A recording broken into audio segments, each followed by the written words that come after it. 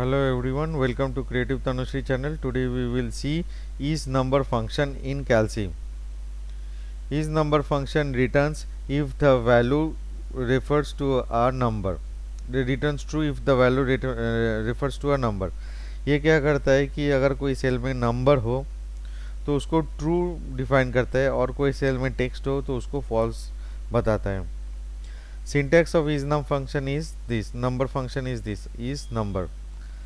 सो हम एक एग्जाम्पल देखेंगे, एक्चुअली दो एग्जाम्पल देखेंगे जहाँ पे first one is 4 is a number. So is number C4 means this C4 4 number. So result will be true. Let's C true. Now C6 ABCD, this is a text not a number, so this result should be false. So this is false.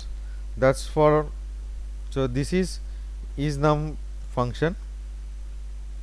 That's all for today. If you like our video, please do like, share and subscribe our channel. Thank you.